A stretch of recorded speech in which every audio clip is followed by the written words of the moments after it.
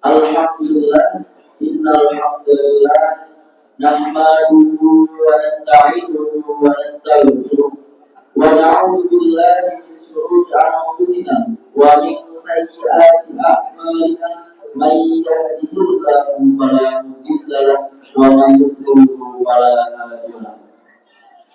Nashhadu an la ilaha illallah wa nashhadu anna Muhammadan 'abduhu wa rasuluh la nabiyya wa la rasulahu ba'da. Qala Allah ta'ala fil Qur'anil Karim ba'da a'udzu billahi minasy syaithanir rajim. Bismillahirrahmanirrahim.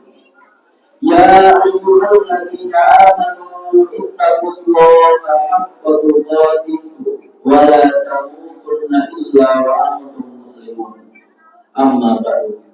Pertama-tama mari kita panjatkan puja dan puji syukur kehadirat Allah Subhanahu wa taala yang mananya telah memberikan kita nikmat sehat, nikmat iman dan nikmat Islam sehingga kita masih bisa berkumpul di majelis yang insya Allah dinaungi oleh malaikat-malaikatnya.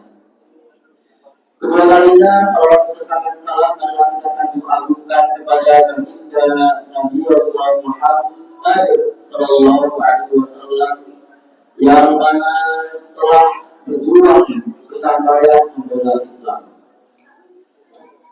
Untuk meningkat waktu, marilah kita buka majelis pada malam hari ini dengan lafaz basmalah. Bismillahirrahmanirrahim. Insya Allah yang akan mengisi kajian pada malam hari ini yaitu Ustaz Dr. Bayu Salim LCMA yang telah hadir di acara kita.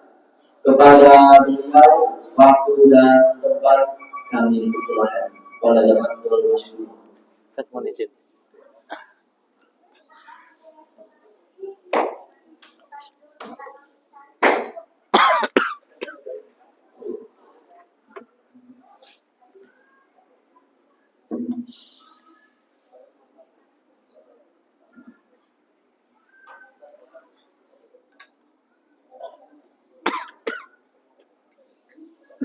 Bismillahirrahmanirrahim. Assalamualaikum warahmatullahi wabarakatuh.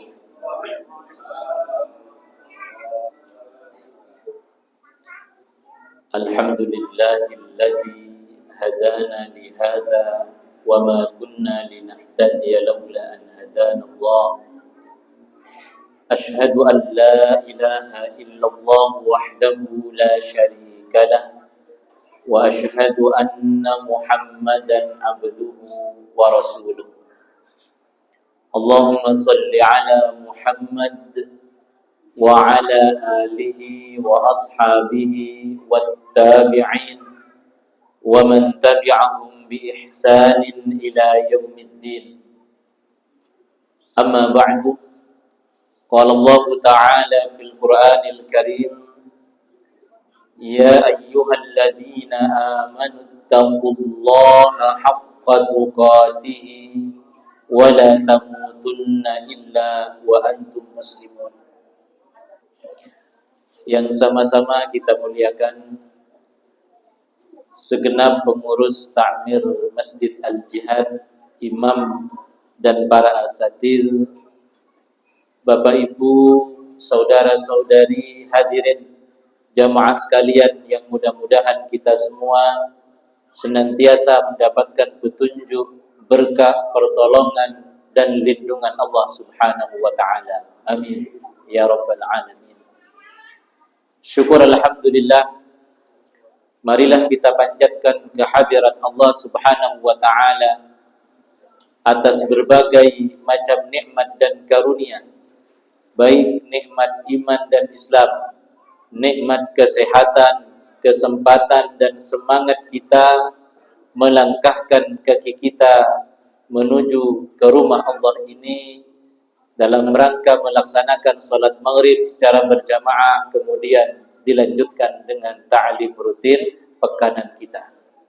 Mudah-mudahan ibadah dan amal soleh kita diterima oleh Allah Subhanahu wa ta'ala.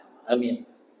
Dan mudah-mudahan kehadiran kita di majelis ilmu ini, setiap ayunan langkah kita dicatat oleh Allah sebagai amalan yang akan memberatkan timbangan kebaikan kita kelak di yaumil qiyamah. Amin. Salawat dan salam tak lupa marilah kita sanjungkan kepada uswah kita, teladan kita, Nabi Agung Muhammad sallallahu alaihi wasallam, keluarga, para sahabat dan segenap umat beliau. Bapak Ibu hadirin yang dimuliakan Allah, pada pertemuan ini kita akan mengkaji atau mengulang-ulang kembali bahasan tentang adab ketika kita diuji dengan sakit. Hadirin yang dimuliakan Allah, di dalam hadis riwayat Imam Muslim, Rasulullah sallallahu alaihi wasallam mengingatkan kepada kita bahwa kita hidup di muka bumi ini kadang senang, kadang susah, kadang bahagia, kadang menderita. Itulah di antara isi kehidupan dunia. Tak ada orang yang bahagia terus, sebagaimana juga tak ada orang yang menderita terus. Maka kata Nabi sallallahu alaihi wasallam, orang yang beriman itu menakjubkan. Ajaban li amril mu'min. Sungguh menakjubkan urusan orang-orang yang beriman itu. Dan itu kata Nabi hanya terjadi pada orang yang beriman. Kenapa orang yang beriman itu menakjubkan? In asabathu sarra syakara fakana khairan lahu. Orang yang beriman itu apabila mendapatkan nikmat, mendapatkan kesenangan, kebahagiaan, ia bersyukur. Karena syukurnya fakana khairan lahu, ia mendapatkan kebaikan, pahala dari Allah Subhanahu wa ta'ala.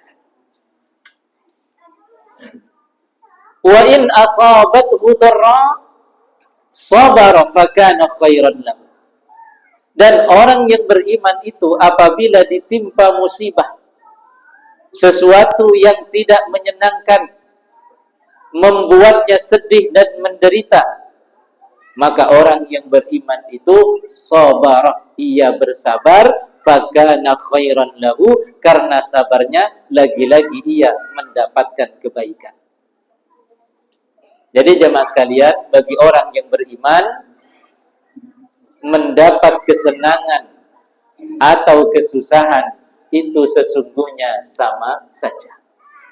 Sama-sama memiliki peluang untuk mendapatkan pahala, mendapatkan kebaikan dari Allah Subhanahu wa ta'ala.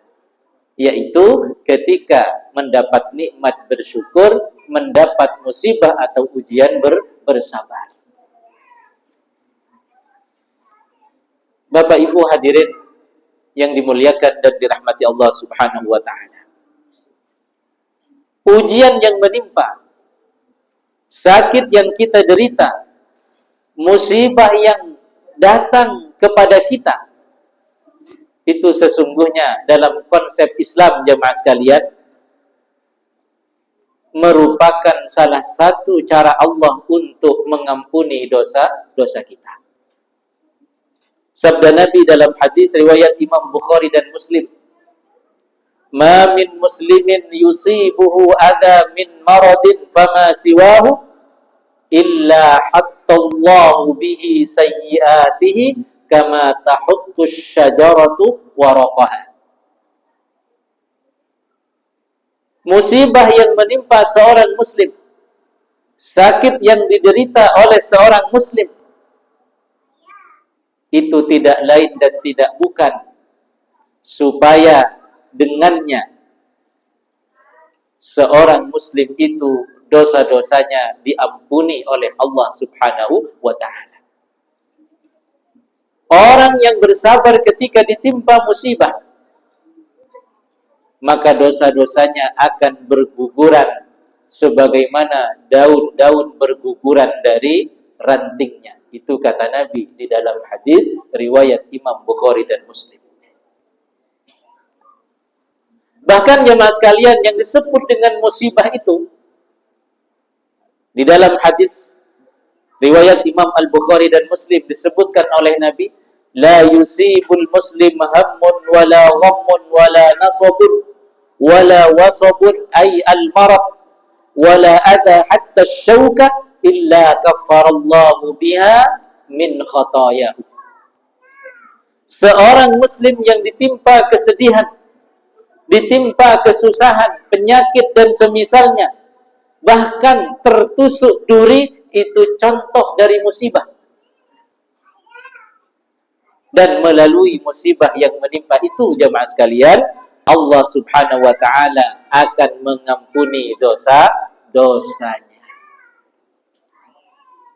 Sekaligus hadis ini memberikan satu penjelasan kepada kita bahwasanya musibah itu segala sesuatu yang tidak menyenangkan, yang membuat kita sedih, yang membuat kita menderita, yang membuat kita sakit, maupun sakit fisik maupun sakit fisikis kita. Bahkan kata Nabi, hatta syaukah, tertusuk duri kecil, itu contoh dari musibah yang kalau kita bersabar, dosa-dosa kita akan berguguran. Maka jemaah sekalian, konsep musibah dalam Islam itu, seseorang yang ditimpa musibah, diuji dengan sakit misalnya, itu bukan karena Allah tak cinta, bukan karena Allah tak sayang, bukan karena Allah menghendaki keburukan kepadanya, tetapi justru sebaliknya jemaah sekalian, kata Nabi sallallahu alaihi wasallam, man yuridillahu bihi khairan yusib minhu. Orang yang dikehendaki kebaikan oleh Allah, orang yang masih dicintai dan disayangi oleh Allah, maka Allah akan mengujinya. Itu jemaah sekalian. Jadi ketika kita diuji dengan sakit, diuji atau ditimpa musibah dan ujian-ujian lainnya, itu tandanya bahwa Allah menginginkan kebaikan. Itu kata Nabi sallallahu alaihi wasallam.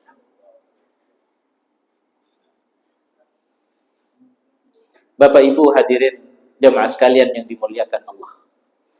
Dan pahala bersabar atas musibah yang menimpa itu sangat-sangat besar. Di dalam Quran surat Az-Zumar ayat 10 Allah menegaskan, innama yuwaffas sabiruna ajrahum bighairi hisab.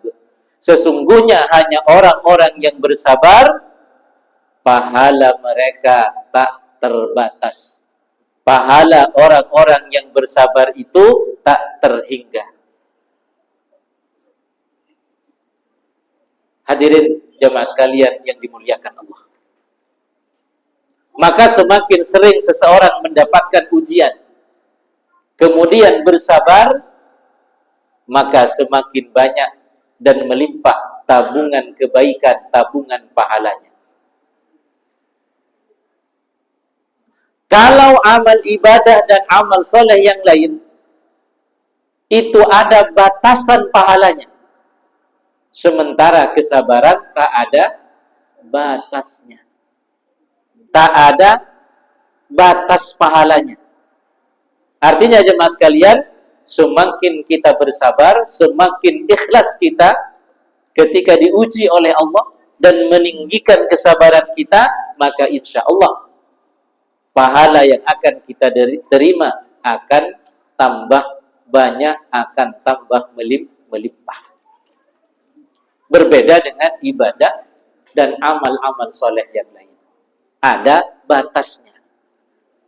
Seperti kita membaca Al-Quran, setiap huruf dibalas dengan kebaikan yang dilipat gandakan menjadi 10 kata Nabi. Al-hasanatu bi'ashri amthaliha. Satu kebaikan akan dilipat gandakan pahalanya menjadi 10. Kalau kemudian amal ibadah dan amal soleh tersebut lebih berkualitas, lebih ikhlas pelaksanaannya, maka bisa jadi kemudian dilipat gandakan lagi. Ila sab'i mi'ati di'fin, sampai 700 kali lipat. Ada batasannya. Sementara pahala kesabaran itu tak ada batasnya. Maka semakin tinggi kesabaran ketika kita diuji oleh Allah Subhanahu wa ta'ala, semakin ikhlas kita menerima ujian tersebut, maka semakin melimpah, semakin banyak dilipat gandakan pahalanya oleh Allah Subhanahu wa ta'ala. Bahkan bisa sampai 1000 kali lipat, 100.000 kali lipat, dan seterusnya. Sebagaimana tadi firman Allah, innama yuwaffas sabiruna ajrahum bighairi hisab. Hanya orang-orang yang bersabar, pahala mereka tak terbatas. Maka karena pahala kesabaran itu tak terbatas, jemaah sekalian, sampai-sampai kata Nabi dalam hadis riwayat Imam Baihaqi, ahlul afiyah itu merasa iri dengan ahlul bala di akhirat, di surganya Allah Subhanahu wa ta'ala. Siapa itu ahlul afiyah? Siapa itu ahlul bala? Ahlul afiyah itu orang yang ketika hidup di dunia senantiasa bahagia, hampir tak pernah sedih dan menderita, sehat terus, hampir tak pernah sakit. Ya. Bisa jadi jemaah sekalian, ya, ahlul afiyah itu lahir dari keluarga yang kaya raya. Setiap keinginan, setiap kebutuhannya senantiasa terpenuhi. Pengen apapun terpenuhi, kaya raya. Liburan mau umroh sekeluarga terpenuhi karena kaya raya. Padahal sebelumnya sudah liburan ke Eropa. Sebelumnya lagi sudah liburan ke Amerika. Bahagia terus hidupnya, tetapi dia beriman. Kewajiban-kewajiban syariat dilaksanakan. Salat tak pernah bolong. Puasa senantiasa ditunaikan dengan baik. Karena dia beriman, menjalankan syariat, maka ia berpeluang masuk surga. Tetapi jemaah sekalian, belum tentu kebaikannya atau pahalanya lebih banyak dari ahlul bala. Siapa itu ahlul bala? Kebalikan ahlul afiyah, tapi sama-sama beriman. Hidup dari keluarga yang serba pas-pasan, sering ditimpa musibah, datang silih berganti, bahkan bertubi-tubi. Mungkin juga sering diuji dengan sakit. Itu namanya ahlul bala. Hidupnya di dunia hampir tak pernah senang, sering mendapatkan cobaan. Itu ahlul bala. Karena ia bersabar, maka semakin banyak dan melimpah pahalanya. Karena pahala kesabaran itu tak ada batasnya.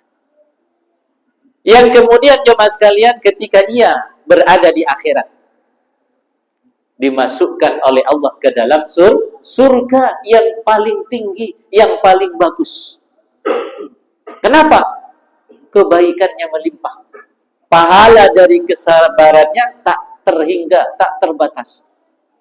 Yang ini jemaah sekalian menyebabkan ahlul afiyah itu merasa iri. Sehingga kata Nabi, yawaddu ahlul afiyati anna juludahum quridat bil maqarid mimma yarawna min thawabi ahlil bala. Ahlul afiyah ini ketika melihat ahlul bala yang mendapatkan derajat yang tinggi di surga karena kebaikan, pahala dari kesabarannya melimpah, menyebabkan kemudian ahlul afiyah merasa iri dan ingin ia kembali hidup ke dunia dan mendapatkan cobaan yang banyak. Bahkan kata Nabi, kalaupun cobaan itu berupa kulit dan dagingnya dipotong-potong, ya, quridat bil maqarid, ia tetap menginginkannya untuk mendapatkan apa? Melimpahnya pahala kesabaran ketika ditimpa musibah. Nah, itu jamaah sekalian. Jadi sekali lagi bahwa ketika Allah menguji kita dengan sakit, menguji kita dengan musibah dan ujian-ujian lainnya, itu sesungguhnya kata Nabi, Allah menginginkan kebaikan. Ya, man yuridillahu bihi khairan yusib minhu. Allah menginginkan dosa-dosanya diampuni karena ia bersabar ketika ditimpa musibah. Maka jemaah sekalian, supaya sakit yang kita derita, supaya musibah yang menimpa kita itu berbuah pahala yang melimpah, maka ada etika-etika yang harus kita jaga. Karena tidak semua orang yang sakit ditimpa musibah mendapatkan pahala. Akan mendapatkan pahala kalau kita jaga etika-etika ya saat kita sakit atau ditimpa musibah. Apa saja jemaah sekalian? Yang pertama tentu kita harus bersabar. Tidak mengeluh kepada manusia, tidak mengeluh kepada orang lain. Karena bisa jadi jemaah sekalian kita katanya sabar, tapi sering mengeluh kepada orang lain. Baru saja dipensiun, ya, baru saja pensiun, kemudian bicara kemana-mana, berkeluh kesah kemana-mana, termasuk ustadz pun kemudian dijadikan tempat curhat untuk berkeluh kesah. Pak Ustadz, dulu sebelum saya pensiun, pendapatan saya alhamdulillah cukup, bahkan lebih, bahkan bisa saya berinfak Pak Ustadz. Tapi ketika pensiun, ya hanya tinggal 5 juta yang saya terima setiap bulannya Pak Ustadz. Padahal Ustadz yang dicurhati belum tentu pendapatannya 5 juta. Itu jamaah sekalian. Jadi orang bersabar itu tidak mengeluh kepada manusia. Kalaupun harus mengeluh, berkeluh kesah, hanya kepada Allah Subhanahu wa ta'ala. Maka daripada kita mengeluh karena pendapatan kita tak cukup untuk mengcover kebutuhan, ya, kebutuhan rumah tangga misalnya, ya, curhatlah kepada Allah Subhanahu wa ta'ala. Saya dulu ketika masih di Surabaya, belum pindah ke Metro, itu pernah menyimak ya, satu tausiah dari salah seorang ustadz kita di Surabaya. Beliau ini punya perusahaan. Jadi ustadz tapi juga punya usaha. Beliau punya beberapa karyawan. Yang setelah beliau itu akan stabil. Ya, karyawannya akan bisa dibayar dengan layak kalau pendapatan 1 bulannya 60 juta. Dan iya, guru kita ini curhat kepada Allah, ya Allah, ya, kami punya karyawan sekian, ya Allah. Kalau pendapatan setiap bulan ini kurang dari 60 juta, rasa-rasanya kami belum mampu mensejahterakan, ya Allah. Maka tolong sampaikan pada nominal 60 juta. Dan ternyata sampai jemaah sekalian. Dikabulkan oleh Allah Subhanahu wa ta'ala. Dia cerita, alhamdulillah. Nah, sekarang usaha kita ini pendapatannya sudah 60 juta katanya per bulan, sehingga kami bisa menggaji karyawan-karyawan dengan layak. Nah, curhat kepada Allah Subhanahu wa ta'ala. Dulu ketika Nabi Yusuf ya, itu dibuang ke sumur oleh saudara-saudara lain ibu, Nabi Yakub sangat sedih, sangat menderita, karena yang hilang itu adalah anak kesayangan beliau. Meskipun Nabi Yakub itu menderita, sedih sekali, tapi beliau tidak curhat kepada orang lain. Dan ini diabadikan di dalam Al-Quran surat Yusuf ayat 6, ayat 86. Ya.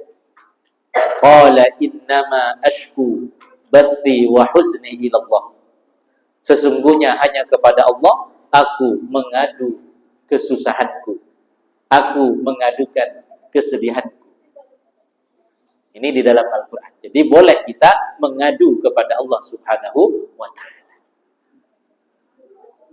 Ini yang pertama, adab etika yang harus kita jaga supaya ya ujian yang menimpa berbuah pahala, yaitu bersabar atas ujian tersebut. Nah, salah satu definisi sabar itu apa? Menerima dan tidak berkeluh kesah kepada orang lain. Kemudian yang kedua, jemaah sekalian, kalau kita diuji dengan musibah sakit misalnya, maka ada anjuran dari Nabi. Apa itu? Tadawaw, berobatlah. Di dalam hadis riwayat Imam Abu Dawud, Rasulullah sallallahu alaihi wasallam bersabda, "Innallaha ta'ala anzalad da' wad dawa." Sesungguhnya Allah Subhanahu wa taala itu menurunkan penyakit sekaligus dengan obatnya. Wa ja'ala likulli da'in dawa'un. Allah menjadikan setiap penyakit itu ada obatnya. Maka anjuran dari Nabi, fatadawaw. Apabila kamu sakit, hendaklah berobat. Tetapi catatan dari Nabi, wala tatadawaw bil haram. Jangan berobat dengan yang haram. Nah, itu jemaah sekalian. Artinya bahwa obat yang diturunkan oleh Allah pada sebuah penyakit adalah obat yang halal.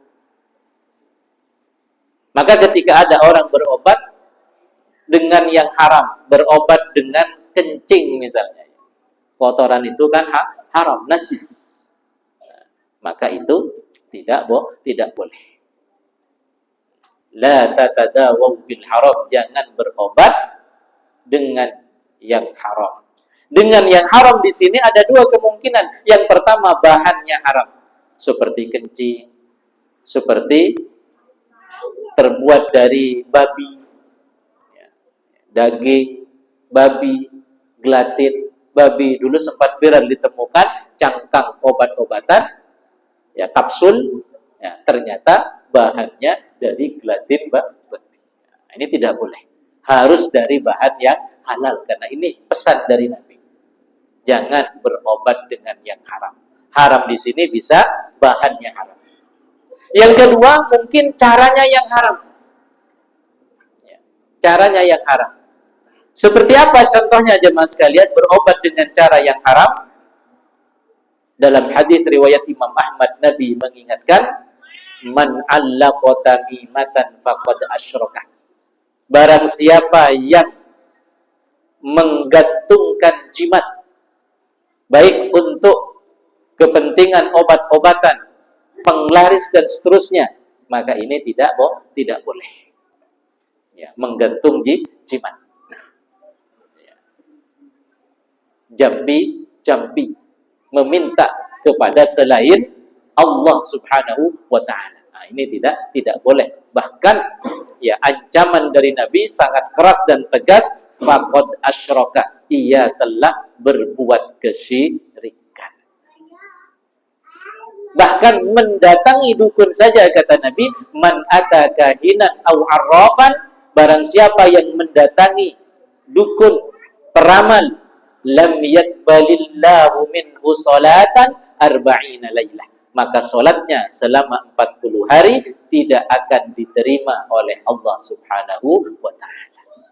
Bayangkan, 40 hari tak diterima.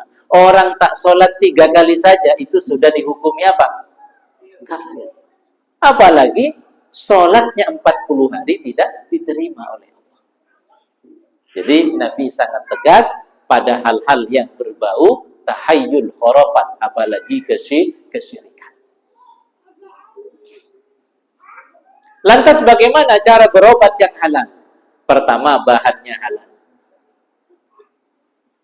Seperti apa? Obat-obatan herbal misalnya.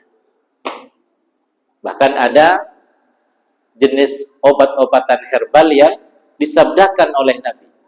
Seperti apa contohnya? Madu. alaikum bisyifa'ain, hendaklah kalian berobat dengan 2 obat mujarrab. Istilah syifa itu berbeda dengan dawa. Kalau dawa itu obat, kalau syifa itu penyembuh atau kesembuhan. Maka kata Nabi, alaikum bisyifa'ain, hendaklah kalian mengkonsumsi 2 obat mujarrab. Hendaklah kalian berobat dengan 2 obat mujarrab. Yang pertama adalah Al-Quran, membaca Al-Quran. Jadi membaca Al-Quran itu bagian dari cara kita berobat, yang kemudian dikenal dengan ruqyah. Dulu pernah ya, ketika awal ruqyah ini populer di kalangan sahabat, ada sekelompok sahabat melakukan perjalanan. Singkat cerita, di tengah jalan, sekelompok sahabat ini mendapatkan kepala kampung yang sedang sakit tersengat kalajengking, sudah diobati tapi tak sembuh-sembuh oleh tabib setempat. Maka kemudian sahabat ini diminta oleh warga untuk ikut mengobati si kepala kampung. Bagaimana cara sahabat mengobati? Membacakan suratul Fatihah. Dalam satu riwayat, minta makanan berupa daging, kemudian dibacakan suratul Fatihah, diberikan kepada kepala kampung yang sakit. Maka dengan izin Allah, setelah mengkonsumsi makanan itu atau minuman tersebut, kemudian ia sembuh. Diberi hadiah yang banyak berupa daging. Tapi tak diambil oleh sahabat-sahabat ini. Kenapa? Karena belum tahu hukumnya. Jadi sekelompok sahabat ini hanya ngira-ngira gitu. Ya, membacakan suratul Fatihah. Sesampainya di Madinah, laporan kepada Nabi. Apa kata Nabi? Itu namanya ruqyah. Sekarang silakan ambil hadiahnya. Dan jangan lupa bagian saya, kata Nabi. Jadi Nabi itu humoris. Tidak tegang. Atau jemaah sekalian, membaca doa-doa tertentu yang diajarkan oleh Nabi. Seperti misalnya di dalam hadis riwayat Imam Muslim, Nabi pernah melakukan pengobatan dengan doa. Saat bagian tertentu dari tubuh beliau sakit, beliau pegang, misalnya lengan beliau sakit atau lengan kita sakit, kita pegang lengan kita. Kemudian membaca apa? Bismillah, a'udzu bi'izzatillahi wa qudratihi min syarri ma ajidu wa uhadiru. Kita baca sama-sama jemaah sekalian. Bismillah, a'udzu bi'izzatillah wa qudratihi min syarri ma ajidu wa uhadiru. Bismillah, a'udzu bi'izzatillah wa qudratihi min syarri ma ajidu wa uhadiru. Bismillah, dengan menyebut nama Allah. A'udzu bi'izzatillah, aku berlindung ya dengan izzahnya Allah, keperkasaannya Allah. Wa qudratihi, dan aku berlindung dengan kudratnya Allah. Ya, kemampuannya Allah. Min syarri ma ajidu, dari keburukan sesuatu yang aku temui atau aku dapatkan. Wa uhadiru, dan keburukan sesuatu yang aku hindari. Itu artinya jemaah sekalian. Nah, ini bisa kita hafalkan. Nah, sekarang doa ini sudah banyak di internet, bisa diakses. Ya, doa tadi.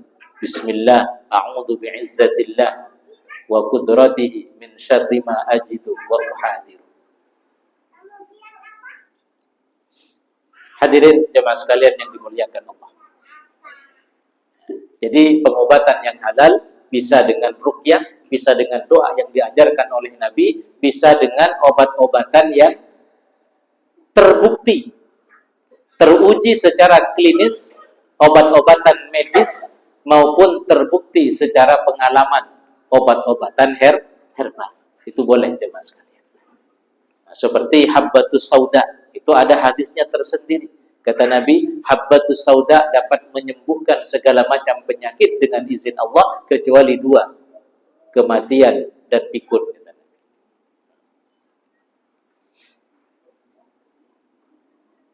Obat herbal. Dulu ketika kami di kampung di Jawa Timur, di Madura sana, jauh dari rumah sakit, jauh dari klinik, tak ada dokter, tak ada mantri. Nah, kalau kita sakit perut, biasanya orang tua kita nyari simbuan, tanaman. Kemudian apa?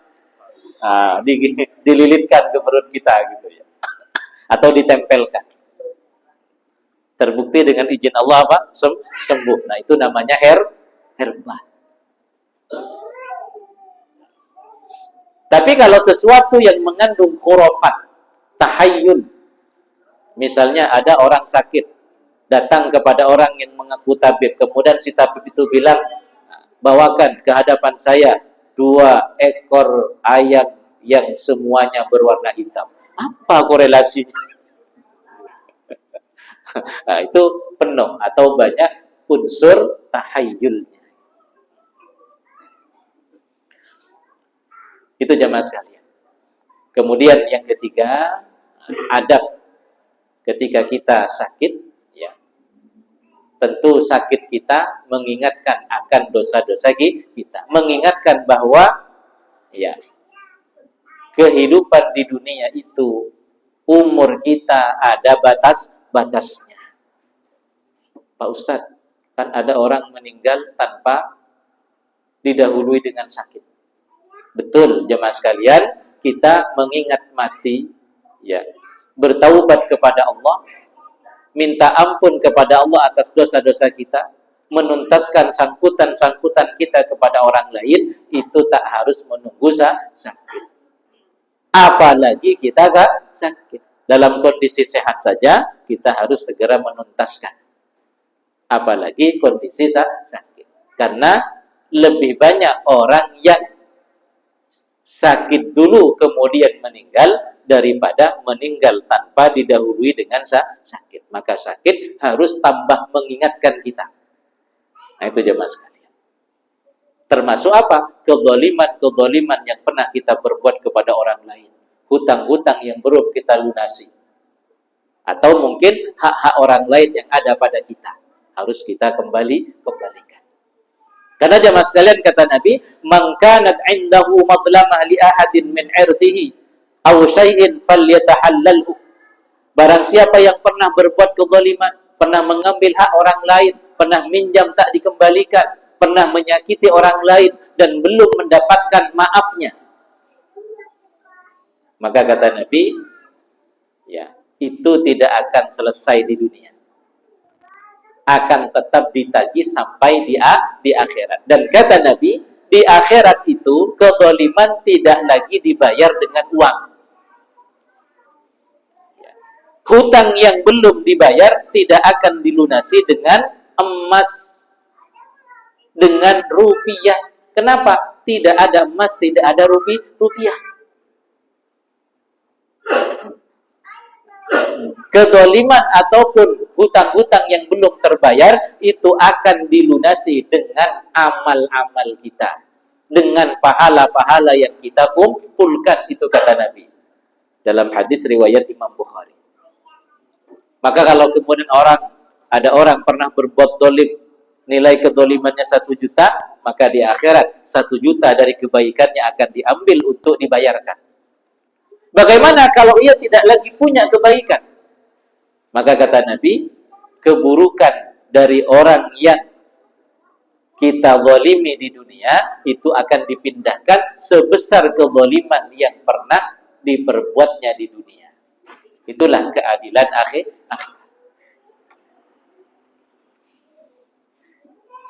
Kemudian yang terakhir jemaah sekalian, ya, berhusnudzon kepada Allah Subhanahu wa taala ketika kita diuji dengan sakit ataupun ditimpa musibah lainnya.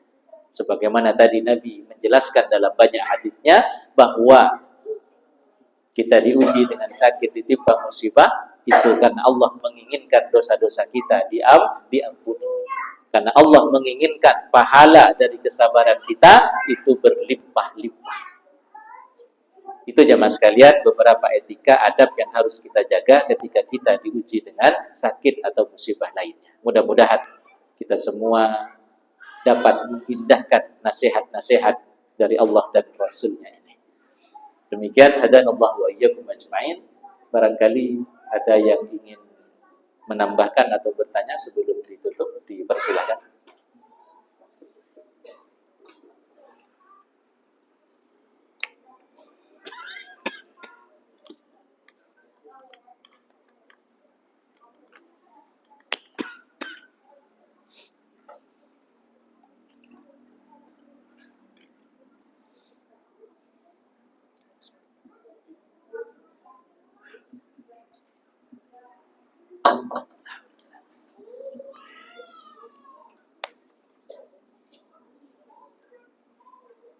Tinggal 1 menit lagi sepertinya. Cukup? Cukup ya. Baik, demikian mudah-mudahan ada manfaatnya baik kita kaji. Kurang lebihnya mohon maaf. Wallahul muwaffiq wal hadi ila sawa'is sabil. Assalamualaikum warahmatullahi wabarakatuh.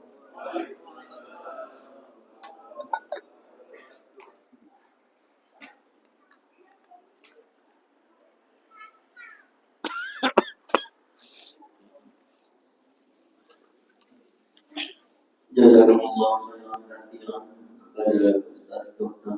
Salim